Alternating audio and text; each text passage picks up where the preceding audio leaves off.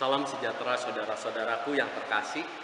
Kali ini kita akan merenungkan firman Tuhan dari Injil Yohanes pasal 10 ayat 1 sampai 10. Injil Yohanes pasal 10 ayat 1 sampai 10, saya akan membacakan bagian firman Tuhan ini untuk kita semua. Aku berkata kepadamu, sesungguhnya siapa yang masuk ke dalam kandang domba dengan tidak melalui pintu, tetapi dengan memanjat tembok, ia adalah seorang pencuri dan seorang perampok. Tetapi siapa yang masuk melalui pintu, ia adalah gembala domba. Untuk dia penjaga membuka pintu, dan domba-domba mendengarkan suaranya, dan ia memanggil domba-dombanya masing-masing menurut namanya, dan menuntunnya keluar.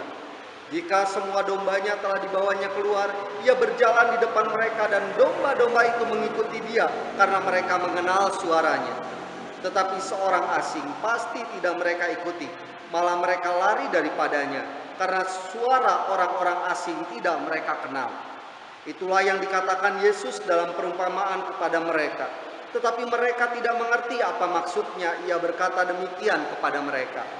Maka kata Yesus sekali lagi, aku berkata kepadamu, sesungguhnya akulah pintu ke domba-domba itu. Semua orang yang datang sebelum aku adalah pencuri dan perampok, dan domba-domba itu tidak mendengarkan mereka. Akulah pintu. Barang siapa masuk melalui aku, ia akan selamat, dan ia akan masuk dan keluar dan menemukan padang rumput. Pencuri datang hanya untuk mencuri dan membunuh dan membinasakan. Aku datang supaya mereka mempunyai hidup dan mempunyainya dalam segala kelimpahan. Saudaraku yang terkasih, Lembaga Alkitab Indonesia memberi judul bagian ini, Gembala yang Baik. Saudaraku, pada awal masa kekristenan belum ada gereja seperti saat ini. Umat Kristen biasanya beribadah di sinagog, rumah ibadah kaum Yahudi, atau di bait suci. Akan tetapi seiring berjalannya waktu, umat Kristen Yahudi yang beribadah di sinagog mengalami penolakan dari saudara-saudara mereka, kaum Yahudi. Penolakan ini semakin menjadi setelah Bait Allah dihancurkan oleh bangsa Roma sekitar tahun 70 Masehi. Orang-orang Yahudi, para pengikut Yesus, tak lagi mempunyai tempat untuk bertemu dan bersekutu. Di tengah kesedihan itulah para pengikut Yesus menemukan kekuatan melalui tulisan Rasul Yohanes dalam Yohanes 10 ayat 1 sampai 10. Kepada orang-orang yang tertolak, Rasul Yohanes mengatakan, aku berkata kepadamu, sesungguhnya siapa yang masuk ke dalam kandang domba dengan tidak melalui pintu, tetapi dengan memanjat tembok, ia adalah seorang pencuri dan seorang perampok. Tetapi siapa yang masuk melalui pintu, ia adalah gembala domba. Nas tersebut mengingatkan kepada para pengikut Tuhan Yesus yang sedang murung, bahwa tidak semua orang yang masuk ke kandang domba orang yang baik. Tidak semua orang yang masuk ke kandang domba orang yang peduli pada para domba. Ada pencuri dan perampok yang masuk ke kandang domba untuk meraup keuntungan pribadi. Mereka sengaja masuk ke kandang domba untuk meraih keuntungan.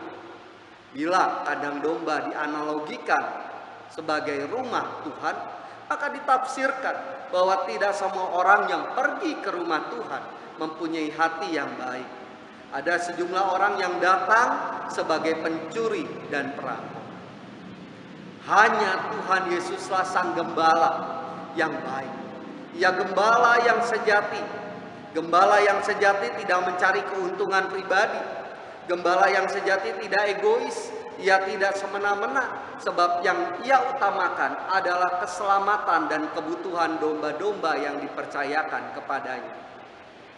Firman Tuhan mengatakan, untuk dia penjaga membuka pintu dan domba-domba mendengarkan suaranya, dan ia memanggil domba-dombanya masing-masing menurut namanya dan menuntunnya keluar. Jika semua dombanya telah dibawanya keluar, ia berjalan di depan mereka, dan domba-domba itu mengikuti dia karena mereka mengenal suaranya.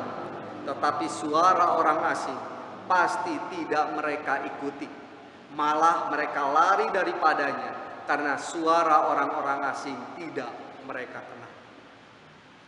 Gembala yang baik adalah sosok yang bisa dipercaya. Ia dipercaya oleh penjaga pintu dan juga domba-dombanya.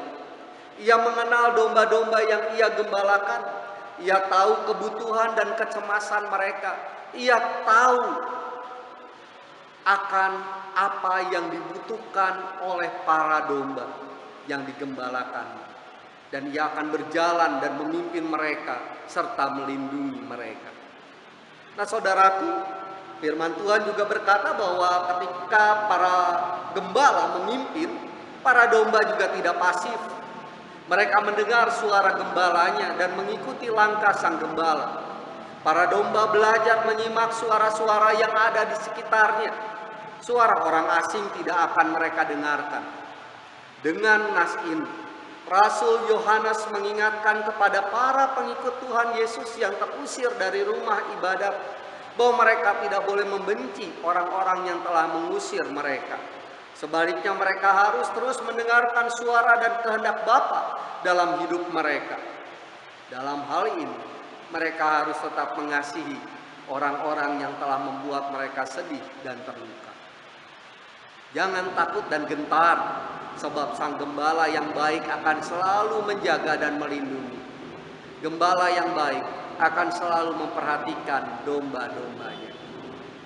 Lebih lanjut, saudaraku, Tuhan Yesus berkata, "Akulah pintu ke domba-domba itu. Semua orang yang datang sebelum aku adalah pencuri dan perampok, dan domba-domba itu tidak mendengarkan mereka. Akulah pintu. Barang siapa masuk melalui aku, ia akan selamat dan ia akan masuk dan keluar dan menemukan padang rumput. Pencuri datang hanya untuk mencuri dan membunuh dan membinasakan. Aku datang supaya mereka mempunyai hidup dan mempunyainya dalam segala kelimpahan." Yesus sang gembala yang baik tidak sama dengan orang-orang yang datang sebelum Tuhan Yesus. Orang-orang yang datang sebelum Tuhan Yesus adalah pencuri dan perampok. Siapa sosok yang Tuhan Yesus maksudkan sebagai pencuri dan perampok? Jelas ini adalah para pemimpin agama Yahudi yang hidupnya hanya untuk kepentingan sendiri, yang mengerti firman Tuhan tapi tidak mempergunakan firman Tuhan itu sebagaimana mestinya. Firman Tuhan dipakai untuk menghakimi sesama. Mereka juga cenderung bertangan besi. Tak jarang mereka menggunakan kekuasaan yang mereka miliki, pengetahuan yang mereka miliki untuk mengecilkan sesama. Yesus sang gembala yang baik datang untuk memberi hidup. Memberi hidup berarti memberi harapan. Saudaraku, ada satu kisah tentang seorang anak muda yang merasa hidupnya sudah tidak berarti. Ia ingin mengakhiri hidupnya. Namun ketika ia ada dalam kebimbangan, seseorang memberinya sepotong kue dan secangkir teh sambil berkata, "Semoga harimu menyenangkan." Saat itulah anak muda ini sadar bahwa hidupnya berharga. Ia tidak jadi bunuh diri. Sebaliknya, ia pergunakan hidupnya untuk menolong sesama. Yesus memberi hidup. Ia menghadirkan harapan ke tengah-tengah dunia yang kehilangan harapan. Kepada murid-murid yang terusir dari sinagog, Tuhan menguatkan mereka dan meneguhkan mereka agar mereka tidak larut dalam kesedihan.